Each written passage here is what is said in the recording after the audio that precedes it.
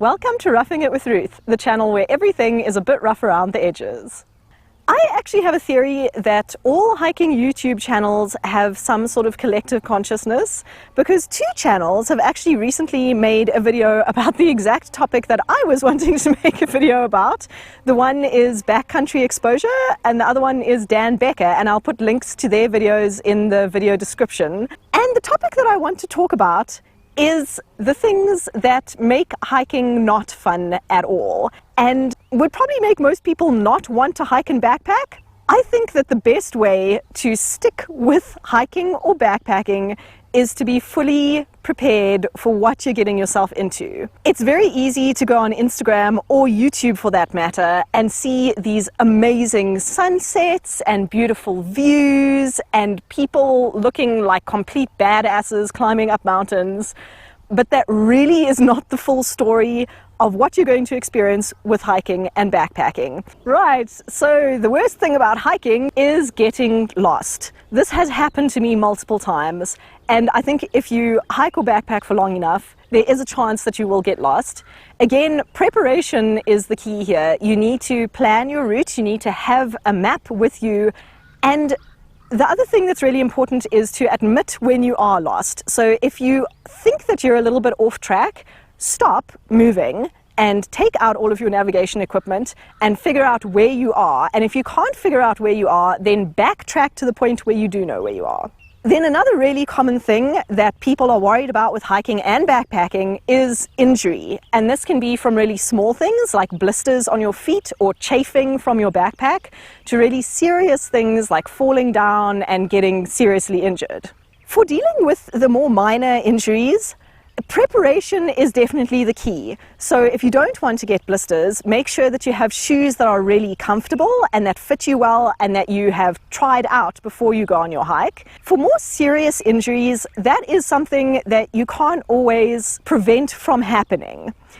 And my suggestion is to never go hiking on your own. And I know that's going to make a lot of people really unhappy. And if you are going to go on your own, or even if you're hiking with another person, make sure that you let people know where you're going and when you're supposed to be back.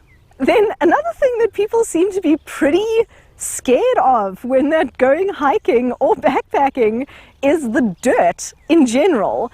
I have had so many people tell me that they don't want to go backpacking because of having to go to the toilet out in the wilderness, or they don't want to get dirty, they don't want to have to not take a shower for 3 days. Honestly, I actually haven't found that to be a problem, especially the toilet issue. People seem to think that it's going to be really disgusting to go to the toilet in the wilderness, but compared to regular public restrooms or toilets at festivals or concerts, the wilderness is incredibly clean, and the only time it's going to be dirty is if you leave your own dirt there. What I would do is take some wet wipes with you, or just take a dedicated buff or cloth that you can wet to wipe yourself down at the end of every day, or you can even do that multiple times a day, and you won't get that dirty. Then another thing that lots of people struggle with, including myself, is a fear of heights. This can be really debilitating. What I've discovered is the more you practice dealing with your fear of heights, the better you get at it. That being said, if you really have a serious fear of heights, there are many hikes and backpacks out there that do not require you to go near high, scary places. Another thing that can be pretty miserable when you're backpacking in particular is the food. And this is something that is definitely self-inflicted. A lot of people go for these ready-made dehydrated hiking meals that are quite expensive that you can buy in the shops, and they're very convenient. You often just add water to the packet, you don't even need a bowl. Some of those meals are not to everybody's taste. The trick here is to try and eat the same sort of thing that you enjoy eating at home on the hike. And this is not actually as difficult to do as people expect. Don't try to force down some dehydrated meal if you really don't like it. Another one that many people seem to be extremely worried about are the creepy crawlies out in the wilderness. So bugs, spiders, snakes. When I went on my very first hike, I was also kind of concerned about snakes, up until I did some research about them. So that would be my first piece of advice, is do some research about the thing that you're worried about. There are extremely few creepy crawlies that are actually looking to bite a human being. Most of them, we're 100 times bigger and scarier, and they just want to get away from us. Another thing that can make your hike fairly unpleasant at times is the physical effort involved. And I think people underestimate this. They think they're going to go skip through the fields in a beautiful setting and look like a model, and it's all going to be wonderful. Sometimes hikes are hard physically, and if you expect that to be the case, I think it's a bit easier to deal with. If you expect to be smiling and having fun 100% of the time, then you might be a little bit disappointed in how your hike or backpack turns out.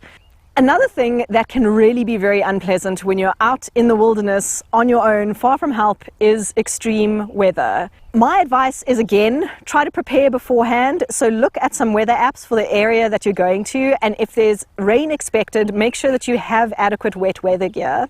And if you're going to be going into an area that could have flash floods, then you might want to rethink your route. If the weather is interfering significantly with your hike, then you definitely need to stop and turn back or reassess your options, because just staying out there and becoming exhausted by the heat or hypothermic in the cold is a really dangerous situation.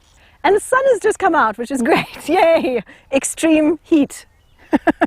Not really, it's actually not that hot right now. This is one of my recent favorite topics to talk about. One of the things that can put people off going backpacking or hiking is the perceived cost of all of the gear. And I've actually done a whole project on budget backpacking gear. I'll put a link in the video description to that playlist if you want to go and watch some of those things. And what I've discovered is there is really cool, expensive gear out there, and it can make your life quite a lot easier, and it's really nice to have. But you can still have a fantastic time in the outdoors without spending a massive amount of money on gear. You can also rent gear or borrow gear from your nice friends. Something that can also really make your trip quite unpleasant or dangerous is people. Either the people that you're hiking with. There can be various interpersonal issues with people fighting or not getting along, or just having a really bad day and making everyone else's life difficult. And there is also the issue of actual criminals out there. So for interpersonal issues, again, my advice would just be that the more you practice dealing with people, the better you get at it. And try to stay calm, even in very high stress situations. Getting upset or angry is never going to make the situation better. And for actual crime, this unfortunately is kind of a reality in South Africa, where I live. What I would suggest is, again, trying to go with other people whenever you're going on a backpacking or hiking trip. Tell people where you're going and when you're going to be back. And if it's something that you feel will help you out, carrying some kind of personal protection, my preference is something non-lethal like mace or pepper spray. Whatever it is that you carry, just make sure that you know how to use it safely. The last thing that can make you kind of unhappy in relation to hiking and backpacking, specifically when you go on a longer backpacking trip, is coming back and adjusting to your regular life again. The longer the backpacking trip, the more extreme this can be.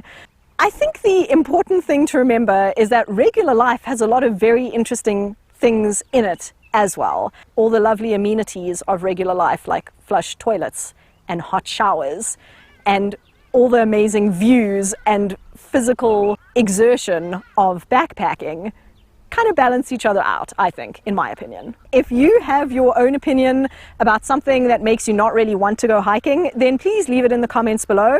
Or if you'd like to make a video about this topic, then please go ahead, because this seems to be unintentionally turning into like a tag video. Everyone's making their own version of it. And hopefully the rest of 2020 will involve lots and lots of backpacking trips and fun adventures.